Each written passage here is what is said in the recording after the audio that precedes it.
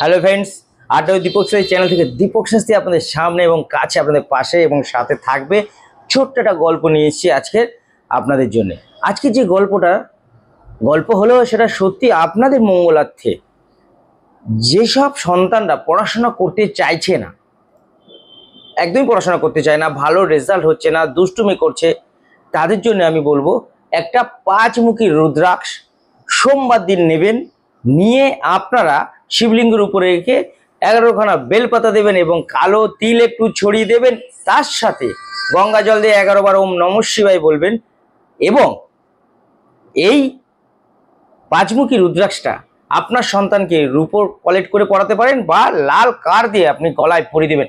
আপনার সন্তান পড়াশোনাও করবে এবং ভালো রেজাল্ট করবে এবং দুষ্টুমিটা অনেক কমে দেবে। গল্প হলো সত্যি। আপনারা দেখছেন তো, আপনারা সাবস্ক্রাইব করে নেবেন, কারণ চ্যানেলটা সাবস্ক্রাইব করলে আপনারা প্রত্যেকটা সময় আমার প্রত্যেকটা ভিডিও পাবেন। পরের পর্ব দেখার জন্য আপনারা অপেক্ষা করুন।